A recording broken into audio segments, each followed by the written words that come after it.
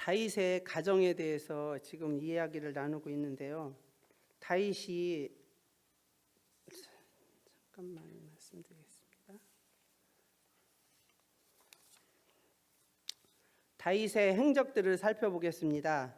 다 사울의 대적이 되어 쫓길 때 자신이 손으로 해하지 않았습니다. 다윗 사울과 요나단의 죽음에 대해 애곡하고 찬송시를 지어서 온 이스라엘이 기억하게 한 일이 사울 또한 요나단을 나란히 두어 그의 업적을 영광스럽게 여깁니다. 사울과 사울의 아들 이스보셋의 죽음을 들고 자신에게 찾아온 사람들에게 대한 책망과 처벌을 다윗은 하지 않았습니다. 사울과 화평 관계에서 사울에게 보답한 기브온 족속에게 대한 예우를 합니다. 요압에 의하여 당한 이스라엘 군대장 아브넬의 죽음에 대한 애곡시를 먼저 다윗은 아브넬의 죽음을 요압과 및 자기와 함께 있는 모든 백성에게 옷을 찢고 굳은 배를 띠고 애도하라고 명령했습니다. 그리고 자신이 상여를 따라가서 아브넬을 장사하고 백성들 앞에서 소리 높여 울었습니다. 다윗은 사울의 왕위를 잔탈하려고도 애쓰지 않았습니다. 사울의 죽음 후에는 왕위를 견고히 하려는 자신의 힘과 무력으로 어느 누구도 해하지 않으며 서둘르지 않았습니다. 성경이 보여주는 다윗은 그저 장례식을 주도하고 시를 짓고 결혼하여 자녀를 낳고 하나님을 경외하며 자신의 현세를 살아갔습니다. 현시에 뿌리박은 다윗의 영성은 자신이 기름 부음을 받았다는 것을 기억하고 있었으나 스스로 자신이 왕위를 세우지 않았습니다. 하나님을 경외하는 다윗은 기름 부음의 의미를 제대로 알고 있었던 것입니다. 하나님께서 왜 나를 3번이나 기름을 부으셨을까? 내가 왕이 된 것이 아니라는 것을 철저히 알았습니다. 기름 부음을 왕을 세우고 이함이지만 기름 부음을 받은 자는 기름을 부은 자의 종이 되는 것입니다. 그러니까 다윗은 하나님의 종이었던 것입니다. 모든 사람들이 기름 부으면 잘못 착각하는 경향이 있습니다. 하나님 앞에 종으로서 살아가는 것입니다. 다윗은 이것을 철저하게 알고 깨달았던 것 같습니다. 하나님의 통치를 위한 통로가 되는 것이었습니다. 다윗이 왕위를 할 때 자신을 위해서 했던 것이 아니었습니다. 다윗은 이새의 막내 아들로 목동의 자리에서 기름 부음을 받았던 것을 시작했습니다. 얼마나 힘들었겠습니까? 형제들이 많은 막내에서 다윗의 목동으로 그 일을 할 때 그곳에서 다윗은 하나님 앞에 충성을 했습니다. 하나님을 점진적으로 역사 가운데 그 뒤 연합된 이스라엘 왕이 되기까지 2번의 기름 부음이 있었습니다. 한 번은 유다 족속의 장로로부터, 또 한 번은 이스라엘의 장로로부터입니다. 다윗에게 부은 하나님의 3번의 기름 부음은 그렇게 완전함으로 나타내었습니다. 완전한 수 3번의 기름 부음으로 다윗은 왕권은 하나님의 섭리와 주권에 의해 확정되었습니다. 그리고 견고하게 하나님 뜻을 온전히 이루어 우리의 지금 현재까지 이어져 왔습니다. 첫 번째로 다윗의 자세는 하나님께 대한 철저한 순종이었습니다. 다 같이 18절에서 21절 말씀을 다시 한번 봉독합니다. 다윗 왕이 여호와 앞에 들어가 앉아서 이르되 주 여호와여 나는 누구이오며 내 집은 무엇이기에 나를 여기까지 이르게 하셨나이까? 주 여호와여 주께서 이것을 오히려 적게 여기시고 또 종의 집에 있을 장래의 일까지 말씀하셨나이까? 주 여호와는 이것이 사람의 법이니이다. 아멘.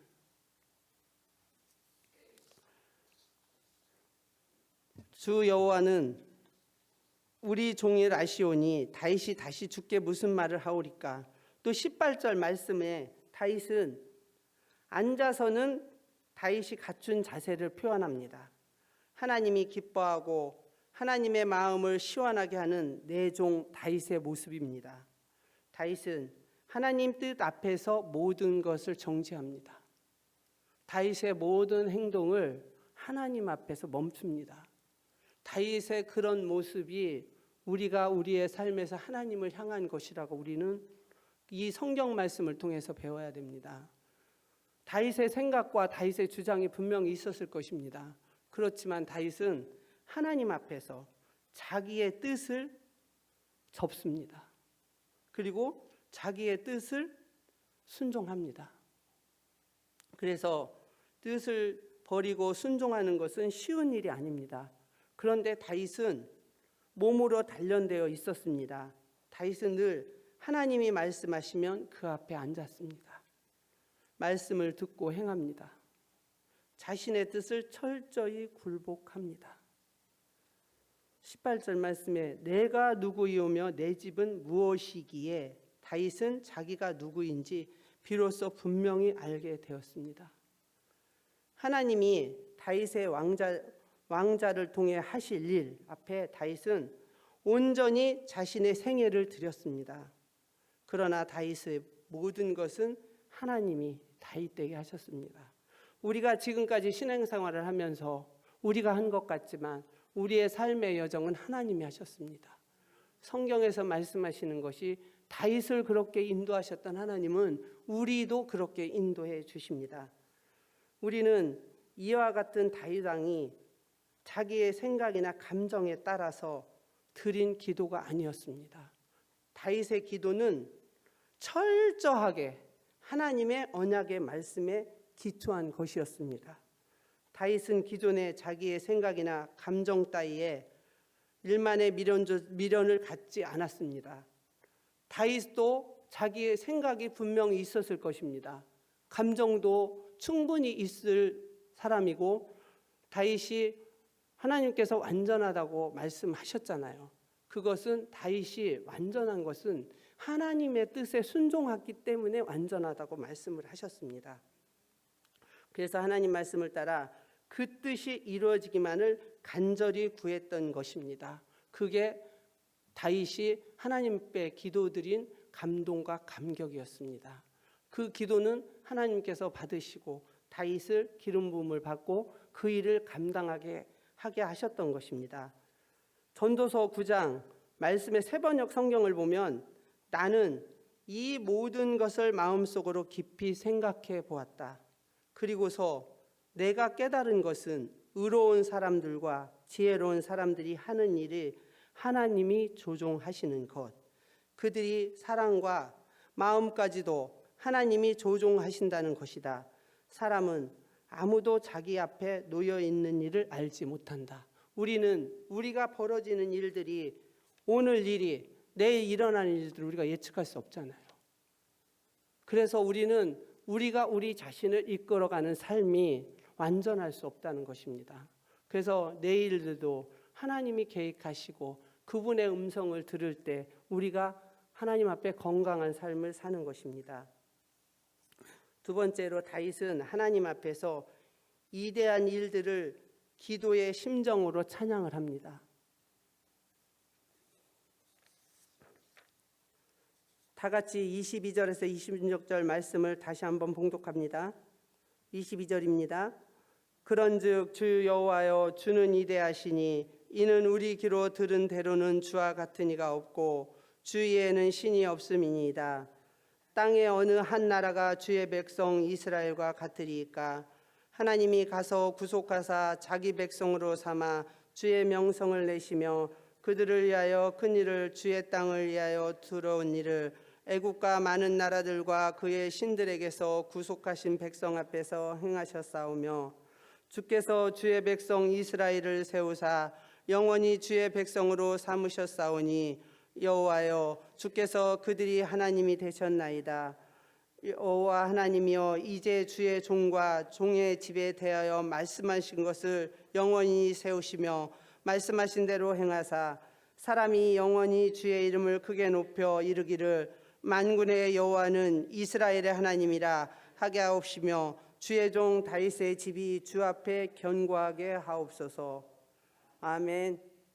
22절은 그런즉 주 여호와는 그는 이대하시니, 다윗은 하나님의 하신 일들을 찬양합니다.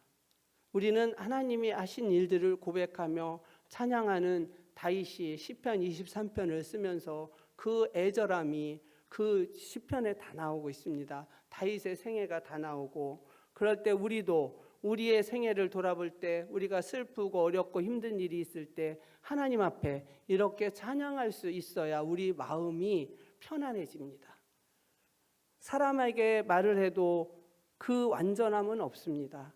그래서 우리는 하나님 앞에 다윗처럼 눈물로 기도하고, 우리가 하나님 앞에 나의 탄식을 하나님 앞에 아리는 것입니다.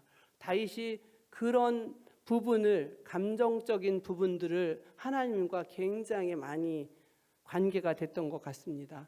그래서 그러한 시편을 우리가 헤아릴 수 없이 다윗이 하나님 앞에 썼던 것 같습니다. 우리도 그런 삶이 되기를 하나님 앞에 축복합니다. 겸손한 인격도 우리가 할 수 없습니다. 그리고 우리가 무엇을, 우리 사람 생각에 내 생각이 가득 차 있습니다. 그게 우리의 인간입니다. 그런데 우리는 그 생각과 마음을 하나님 앞에 내려놓아야 합니다. 그랬을 때 우리 안에 있는 성령님께서 우리를 인도해 주시고 다윗과 같은 찬양을 할 수가 있고 기도를 할 수 있는 것입니다.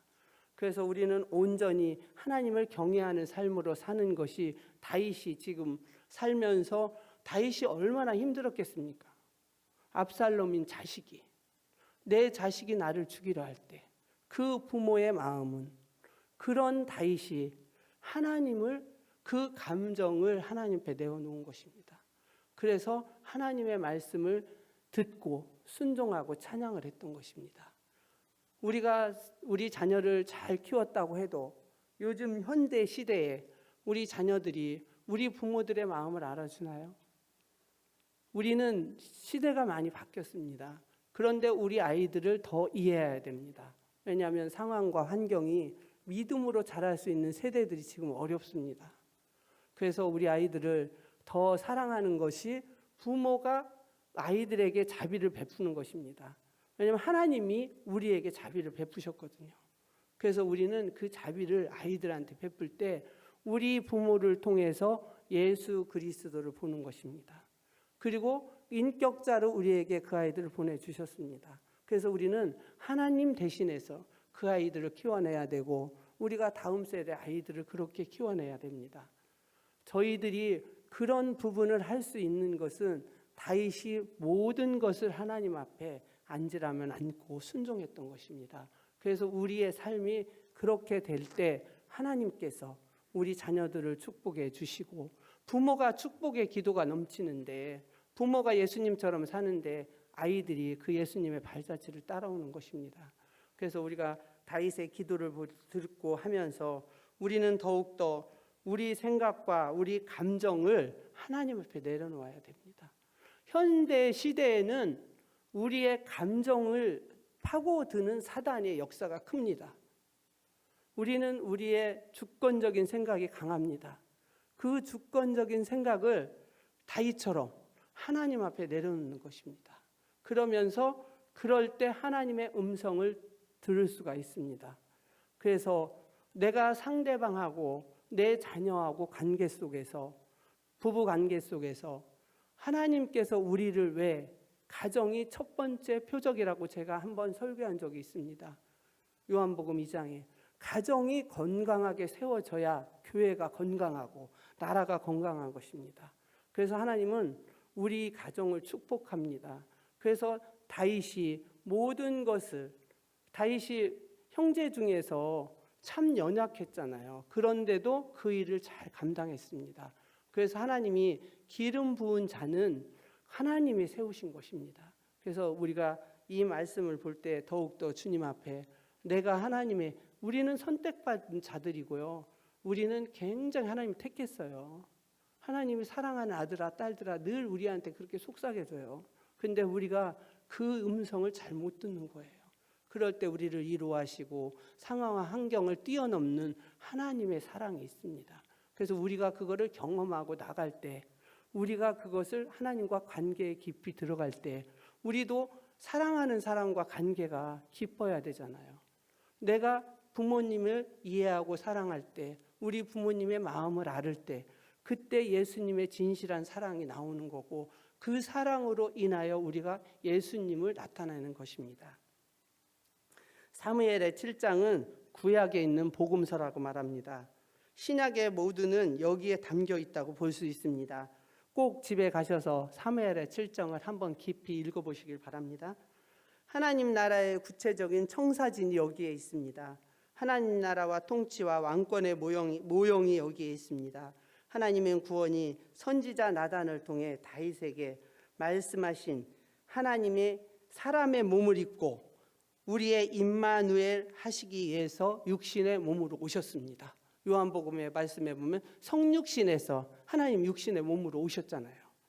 그 하나님은 임마누엘, 내가 너와 함께합니다. 내가 너희들과 언제든지 슬픈 때든지 힘들 때든지 기쁠 때든지 내가 너와 함께한다. 우리는 늘 나와 함께 하시는 그 하나님과 동행하는 삶이 될 때 우리 안에 영원한 기쁨이 있는 것입니다. 그래서 하나님께서는 다윗의 영원한 집을 견고한 집이라고 말씀합니다. 그러면 다윗만 견고한 집에 있었을까요? 우리는 그럼 견고한 집에 살지 않나요? 우리도 예수님을 영접하고 구원받았고 하나님의 자녀들입니다. 그래서 우리 가정들이 견고한 사랑으로 엮인 아름다운 가정입니다. 그리고 더 나아가서 아름다운 교회입니다. 그래서 우리가 이런 부분을 성경적으로 이해하고 깨달을 때 하나님이 어떤 분인지를 알 수가 있습니다. 우리가 성경을 보면 하나님의 이 광대한 것을 어떻게 표현하겠습니까? 이 표현은 아름다운 가정입니다. 그리고 하나님 첫 번째로 준 우리에게 창세기 말씀에 보면 부부입니다. 이 부부가 창세기 말씀의 1장의 26절에 보면 우리 부부가 벌거벗었어도 부끄럽지 않다고 말씀하신 것은 영과 육이 하나 된 아름다운 사랑입니다. 그게 예수님을 아는 아가페 사랑입니다. 그 사랑을 뛰어넘어야 자녀들을 사랑할 수가 있습니다. 그런데 우리는 오늘 다윗이 말한 것처럼 우리의 감정으로 우리의 마음을 상하게 하고 우리 남편이 자라온 환경, 우리 아내가 자라온 환경을 이해하려고 하지 않습니다. 우리는 문화와 환경이 다르면서 20년, 30년을 살았습니다. 그런데 우리는 예수 믿으면서 내가 예수님을 아는데 내 남편의 상황과 환경을 이해하지 못하고 우리의 감정대로 우리가 얼마나 많은 일들을 했습니까? 사실은 저도 자녀들을 키우면서 많이 미안하다는 말을 못했습니다. 상황적으로 하나님이 이끄신 역사가 있었기 때문에 아이들이 그런 마음이 있었을 때 진정으로 엄마가 미안해를 눈물로 했지만 아이들은 그걸 받아들이질 않더라고요. 그런데 성인이 돼서 이제는 어른이 되니까 그 아이들이 예수를 믿으니까 그게 사랑이었구나를 깨닫습니다. 그래서 우리는 첫 번째로 예수님의 사랑을 받아야 됩니다. 그랬을 때 그 예수님의 사랑이, 그 감격이, 감동이 우리를 서로 용서하고 사랑하는 것입니다.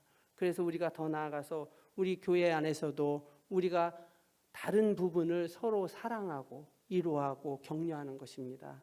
그래서 다윗의 이 말씀이 얼마나도 하나님 우리 앞에, 이 다윗의 기도는요, 우리 이 성경에서 이 부분을 따라갈 수가 없어요. 그래서 제가 조금 전에 말씀드렸잖아요. 사무엘하 7장은 다윗의 기도는 신약의 성경의 전체라고. 그래서 우리가 이런 부분을 알고 깨닫고 나가면 하나님을 더 알 수가 있습니다. 그래서 사무엘의 7장 배경을 제가 잠깐 말씀드리겠습니다. 사무엘의 7장 배경을 보면 여호와의 궤를 여호와 예루살렘 다윗의 장막으로 가져옵니다. 사무엘의 7장 1절을 보면 여호와께서 주위에 모든 원수를 물리치사 왕으로 궁에 평안히 살게 하신 때에 7장 2절을 보면 볼지어다 나는 백향목 궁에 살거늘 하나님의 꾀는 휘장 가운데 있도다. 다윗이 하나님의 꾀는 휘장 가운데 있을 때 얼마나 불편했겠습니까? 나는 궁에 있는데. 그게 다윗이 하나님을 사랑하는 마음입니다. 다윗이 하나님께를 위하여 집을 짓고자 하는 마음을 선지자 나단에게 말하며 선지자의 조언을 구합니다. 아니 다윗이 왕인데 내 마음대로 할 수 있잖아요. 그런데 내 마음대로 안 하고 그 나단에게 물어봅니다. 그게 다윗의 겸손함입니다. 그래서 나단 선지자에게 다윗이 여호와께서 왕과 함께 계시니 마음에 있는 모든 것을 행하소서. 흔히 범할 수 있는 실수를 다윗이 할 수 있었습니다. 왜냐하면 자기 생각대로 하거든요. 그러면 이 실수를 할 수가 있어요. 그런데 다윗은 마음에 있는 것이 선한 것이라고 생각하는 것을 하지 않고 하나님의 생각과 정면 충돌을 안 했습니다. 하나님의 생각의 뜻을 따랐습니다. 하나님의 선하심은 우리의 선함과 구별되고 하나님의 선하심에는 우리를 위한 계획이 있습니다. 우리가 사람을 볼 때 저 사람 참 착해, 저 사람 정말 괜찮아 이러잖아요. 그런데 그 마음속은 우리가 모르잖아요. 근데 하나님은 아셔요. 하나님은 그 마음속을 아시고 우리 안에 예수를 믿지 않는 분들은 양심이 있어요. 근데 저희는 우리 안에 있는 성령님이 계셔요. 그 성령님이 우리를 이끌을 때 이게 하나님의 말씀인지 내 생각인지를 분별하는 영이 있어야 됩니다. 그래서 내 생각이 옳으면 그거는 하나님 생각하고 정반대될 때는 하나님 말씀에 순종하고 따르는 것이 저희가 하나님의 제자고 증인입니다. 그럴 때 더 기도하고 더 하나님 앞에 여쭙고 그러면서 힘들고 어렵지만 다윗처럼 하나님 앞에 감정과 생각과 모든 것을 하나님 앞에 여쭈는 기도가 다윗의 감동과 감격의 기도였습니다. 선지자 나단을 통하여 말씀하는 모든 행위가 다윗은 나단을 통해서 그 말을 듣습니다. 우리가 쉽게 말하면 대통령이 국무총리 말을 잘 듣나요? 아니면 보좌관 말을 잘 듣나요? 그런 경우는 맞지 않습니다. 지혜로운 분들은 듣겠지요. 그런데 여기에서 다윗은 그런 경우입니다. 다윗은 그 말을 듣습니다. 그래서 우리가 누구하고 대화할 때 어린아이하고 대화할지라도 그 대화 속에서 하나님의 진실한 말이 나올 수 있습니다. 그래서 우리 늘 크리스찬들은 내가 말하기보다 경청하는 자세가 굉장히 필요합니다. 그랬을 때 우리가 분별하는 삶을 살아갈 수가 있고 내 주장보다 다른 사람을 존중해주고 사랑해주는 것이 하나님의 뜻입니다. 그래서 우리는 하나님의 말씀대로 살아가는 것이 참 힘듭니다. 사실은 예수 믿는 것이 쉬운 것이 아닙니다. 예수를 믿는 것은 나를 통해서 십자가의 고통이 있고 부활의 능력이 있을 때 다른 생명을 살리는 것입니다. 그랬을 때 우리가 믿지 않는 사람들한테 가서 우리의 그런 모습 속에서 저 사람을 보면 저 사람은 뭔가 다른 게 있어. 이것이 우리가 예수님의 제자이고 증인입니다.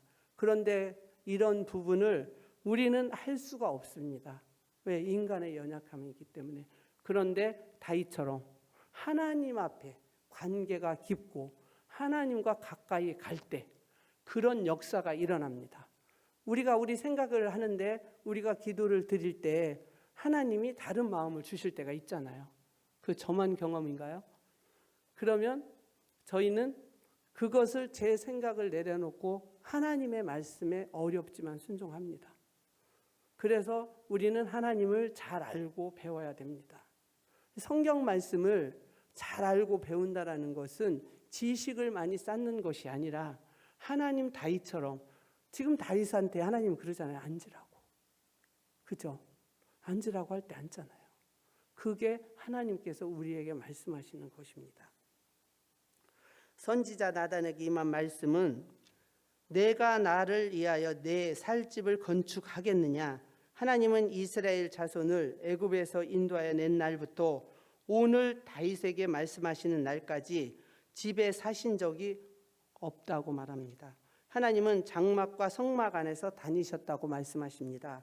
하나님이 다니셨다는 말씀은 장막과 성막 안에 계셨다가 아니라 하나님은 다니셨다고 말씀합니다. 하나님이 다니셨다고 말씀하는 것은 왜 다니셨을까요? 모세의 희막 안에서 다니셨던 하나님은 우리가 출애굽기 말씀을 보면 광야에서 구름 기둥과 불 기둥으로 나타내시어 출애굽한 이스라엘 백성들을 인도하시잖아요. 그래서 신약에 와서 하나님이 임마누엘, 내가 너와 함께합니다. 지금 하나님은 우리하고도 함께 계십니다. 그래서 제가 기도드릴 때 하나님 이곳에 하늘문을 여셔서 우리끼리 드리는 예배가 아니라 하나님 이곳에 살아 역사하셔서 임재하는 예배가 되달라고 하나님 앞에 자비와 긍휼을 베풀어 달라고 했던 것입니다. 하나님 살아 역사하셔서 이곳에 계십니다. 무소부재 하나님은 우리가 어떤 상황에 어떤 일을 하든지 우리와 함께 하십니다. 그게 성경 말씀입니다. 임마누엘, 내가 너와 함께함이라. 내가 거기에 있었다 말씀하십니다. 그래서 우리가 스가랴 9장 8절 말씀을 보면 내가 내 집을 둘러 진을 쳐서 적군을 막아 거기 왕래하지 못하게 할 것이라. 포악한 자가 다시는 그 지경으로 지나지 못하리니 이는 내가 눈으로 친히 봄이니라. 하나님이 여기서 친히 봄이라고 말씀하시잖아요. 스가랴 9장 9절의 말씀을 보면 시온에 따라 크게 기뻐할지어다. 예루살렘에 따라 즐거이 부를지어다. 보라, 내 왕이 내게 임하시나니 그는 공의로우시며 구원을 베푸시며 겸손하여서 나귀를 타시나니 나귀의 작은 것 곧 나귀 새끼니라. 그리고 요한복음 14장 1절 3절 말씀을 보면 너희는 마음에 근심하지 말라. 하나님을 믿으니 또 나를 믿으라. 내 아버지 집에 거할 곳이 많도다.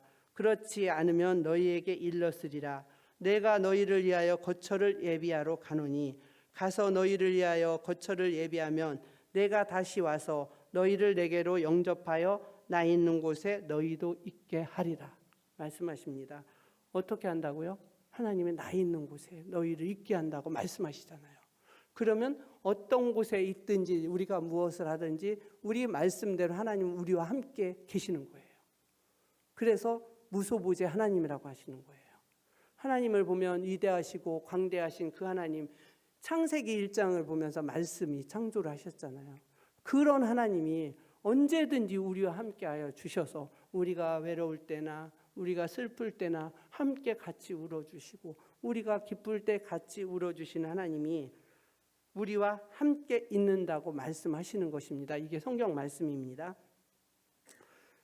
그러나 이것은 다윗에게 그리하셨던 것처럼 온전히 하나님이 택하시고 기름 부으심으로 되어진 것입니다. 성령님이 구약시대는 성령님이 없다고, 구약에서는 성령을 예표를 했지만 드러나는 부분들은 없습니다. 천사를 예표하고 이랬는데요. 신약에 와서는 성령님이 우리한테 오신다고 하시잖아요. 그때 함께한 그 하나님이 요한복음 15장 16절을 보면 너희가 나를 택한 것이 아니요. 하나님이 저희가 하나님을 택한 것이 아니라고 말씀하십니다. 내가 너희를 택하여 세웠나니 이는 너희로 가서 열매를 맺게 하고 또 너희 열매가 항상 있게 하여 내 이름으로 아버지께 무엇을 구하든지 다 받게 하려 함이라. 그러니까 우리가 예수 믿는 것이 내 의로 된 게 아닙니다. 하나님이 우리를 택하여 지명하여 불렀다고 말씀하십니다. 이사의 말씀에 기록된 것이 신약에서 이루어진 것입니다. 요한복음 말씀에. 세 번째로 다윗이 다스리는 왕국은 복음이고 매일 드리는 예배입니다. 다 같이 27절, 29절을 말씀을 다 같이 봉독합니다. 27절입니다. 만군의 여호와 이스라엘의 하나님이여 주의 종이 귀 여시고 이르시기를 내가 너를 위하여 집을 세우리라 하셨으므로 주의 종이 이 기도로 주께 간구할 마음이 생겼나이다. 주 여호와는 오직 주는 하나님이시며 주의 말씀들이 참되시니이다. 주께서 이 좋은 것을 주의 종에게 말씀하셨사오니 이제 청하간대 종의 집에 복을 주사 주 앞에 영원히 있게 하옵소서. 주 여호와 앞에 영원히 있게 하옵소서. 주 여호와께서는 말씀하셨사오니 주의 종의 집에 영원히 복을 받게 하옵소서 하니라. 아멘. 다윗은 현실에서 자신의 영성을 뿌리내린 사람입니다. 우리는 복음이 우리 현실에서 뿌리를 내리게 해야 합니다. 다윗의 영성이 다윗의 왕국에서 뿌리를 내렸습니까? 아닙니다. 다윗은 왕국에서 뿌리를 내린 것이 아니었습니다. 다윗의 영성은 들판에서 사자와 곰으로부터 아버지의 양을 지키기 위하여 용감히 맞설 때 거인 골리앗 앞에서 하나님을 위한 분노로 맞서 싸울 때 광야에서 사울에게 쫓기며 블레셋 왕 아기스의 그늘에서 살아갈 때 사울 왕이 죽고 통합 이스라엘 왕이 되기까지 7년 반을 헤브론에서 기다릴 때입니다. 다윗은 자신의 이기와 전쟁과 고통의 현실 가운데 영성의 뿌리를 내린 것입니다. 그리하여 오늘 다윗은 선지자 나단으로부터 자신의 길을 열고 들려주시는 하나님 말씀을 듣게 된 것입니다. 다윗이 7년 반을 헤브론에서 지낼 때 엄청 힘든 시간들이었습니다. 그런 힘든 시간이 있었기 때문에 다윗이 왕국에서 그런 일들을 감당했습니다. 그게 하나님께서 우리에게 주시는 인내고 우리가 성령의 인도함으로 그 인내를 이겨낼 때 우리에게 아픔이 없습니다. 내가 내 힘으로 하고 내 끈기로 한다면 그거는 내 마음의 감정의 아픔이 쌓입니다.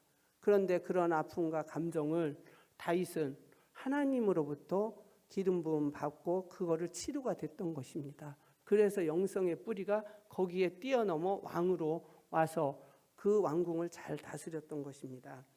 우리 복음의 영성은 우리 현실 가운데에서 뿌리를 내려야 됩니다. 시간과 공간을 넘어서 오늘날 우리에게 다윗의 이야기를 들려주시는 하나님의 마음은 무엇입니까? 오늘 예배를 드리며 하나님 앞에 앉은 우리는 어느 현실에서 예배를 드리고 있는지요? 하나님의 말씀을 듣고 삶으로 살아가는 능력이 우리 안에 있는지 우리는 생각해 보시기 바랍니다. 그 능력은 내 안에 거하는 성령님의 인도를 받아야 그게 가능합니다. 우리는 누군가에게 하나님을 경외하는 다윗의 성품을 닮아야 한다고 말을 하는 것보다 하나님 마음이 내 안에 다윗과 같은 성품이 있기를 기도해야 합니다. 또 우리에게 힘겨운 고통의 시간이 허락될 때는 인내하면서 고난을 피해갈 지혜를 주실 것이라는 확실한 말씀을 믿고 하늘의 하나님을 바라보는 마음이 있어야 합니다. 다윗에게 여호와 꾀를 메어 오라고 말씀하신 것처럼 우리는 순종해야 합니다. 우리에게 뛰놀며 춤을 추라고 말씀하시면 우리는 춤을 추며 감격과 감동이 넘치는 은혜로 하나님 앞에 나가야 됩니다. 우리 성격과 상관없이 하나님이 하라고 할 때는 그 하나님 앞에 하는 것이 하나님의 뜻에 순종하는 것입니다. 그러나 이 모든 후에 우리를 위해 너를 위하여 내가 집을 짓겠다라고 말씀을 들으면서 순종하게 될 때 하나님의 의중과 하나님의 마음을 우리가 알고 간구할 마음이 생깁니다. 우리가 하나님의 마음을 모르는데 하나님 뜻을 모르는데 우리가 기도를 한다고 해도 우리 마음이 닫혀 있는데 그게 기도가 될까요? 모든 것이 우리의 마음을 열어달라고 하나님 앞에 고백할 때 하나님이 우리를 찾아와 주십니다. 성령 하나님은 내가 마음을 열 때 들어오십니다. 내가 마음을 닫았는데 들어오시는 분은 아닙니다. 하나님은 인격적인 분이시기 때문에 우리가 마음 문을 열어야 됩니다. 여호와 하나님, 우리 주 예수 그리스도의 이름으로 간구할 마음이 생기면 우리 안에 성령님이 역사하셔서 다윗과 같은 심정으로 하나님 앞에 눈물로 기도하며 감정과 감격이 있습니다. 그리고 우리에게 주시는 은혜가 있습니다. 그 은혜를 받으면 제3의 능력과 특권을 주십니다. 그러나 특권에는 반드시 책임이 따릅니다. 우리가 제3의 권능은 제대로 활용하지 못한다면 우리는 직무이기에 대한 책망을 면할 수 없게 되는 우리가 잘못 생각을 했는데 내가 그거를 판단을 하면 그 일을 행했을 때 그의 결과는 우리가 받습니다. 그래서 우리는 하나님 앞에 더 깊이 기도하고 더 하나님의 그 음성과 하나님 말씀하신 것을 들어야 합니다. 그게 명철과 지혜입니다. 성령의 체험은 어느 감정의 변화나 마음의 결심이 아닙니다. 인간의 감정이나 결단은 쉽게 변합니다. 방금 죽도록 사랑했다가도 상대방의 반응에 따라 미워하는 감정이 우리들입니다. 용서하러 갔다가 상대방의 반응에 따라 더 원수가 되는 인간의 감정이 있습니다. 그러나 성령님께서 인도하시면 그 용서가 하나님이 먼저 해주십니다. 그 음성을 듣고 상대방의 마음까지 헤아리는 것이 기도입니다. 그랬을 때 하나님이 상대방의 마음도 준비시켜 주시고 우리 마음도 준비시켜 주셔서 우리가 용서하고 사랑하는 거지 일방적인 용서는 용서가 아닙니다. 그래서 우리가 예수를 믿으면서 성령 체험을 하게 되면 되게 많은 일들은 무엇이 일어나냐면 내 자신이 부끄럽고 초라해집니다. 그리고 눈물의 회개의 기도가 됩니다. 그리고 나의 잘못으로 힘들어하거나 피해를 받은 사람에게 용서를 구해야 한다는 마음이 밀묻듯이 일어납니다. 그게 내가 성령의 역사가 성령께서 내가 기도할 때 나를 먼저 우리가 죄인인데 하나님 죄인이 아니잖아요. 우리는 하나님 말고는 누구를 판단하고 정죄할 권리가 우리는 없습니다. 성경 말씀은 섬기고 사랑하고 존중하라고 합니다. 그래서 우리가 어떤 일을 하든지 무엇을 하든지 하나님 앞에 겸손한 것은 경험하지 못한 사람이 경험한 사람 앞에서 우리 젊은 친구들이랑 우쭐대는 거 있잖아요. 그런 부분은 불완전합니다. 그래서 우리는 하나님을 많이 알고 하나님과 관계가 깊으면 겸손해질 수밖에 없습니다. 다윗이 이런 삶을 살아냈던 것 같습니다. 우리는 힘으로는 불가능한 일을 우리 하나님은 자기 이름의 영광을 위해 이스라엘 및 다윗 집에 결부시켰습니다. 이스라엘 하나님이 이름이 높아지는 곳에서는 하나님의 이름이 선택받은 자도 그 가운데서 제 몫을 받게 됩니다. 하나님이 존귀하게 해주시기로 약속하신 이름이 사람이 스스로 존귀하게 할 수는 없습니다. 우리는 우리 자신이 내 자신이 내가 스스로 존귀하게 세워질 수 없습니다. 하나님이 세워주실 때 많은 사람들이 저분 정말 본받아야 될 분이야. 저분 진짜 하나님의 사람이야. 이런 것들이 하나님을 많이 아는 겁니다. 하나님을 많이 아는 것은 먼저 사랑하는 것입니다. 그리고 먼저 용서하는 것입니다. 다윗은 이런 기도를 하나님의 뜻을 알고 그 아픈 과정 속에서 그 힘든 과정 속에서 이기면서 감동의 기도를 했고 그 기도를 통해서 다윗의 가정에 이렇게 아름다운 역사가 쓰여진 것 같습니다. 사무엘하 7장 9절 말씀입니다. 내가 가는 모든 곳에서 내가 너와 함께 있어 내 모든 원수를 내 앞에서 멸하였은즉 땅에서 이대한 자들의 이름같이 내 이름을 이대하게 만들어 주리라. 아멘. 우리는 사무엘하 7장 9절 이 말씀이 내 이름을 이대하게 만들어 주리라. 이 말씀이 우리 영광교회 모든 분들과 우리 아이들이 이 말씀을 갖고 살아가기를 축복하고 말씀을 마무리합니다.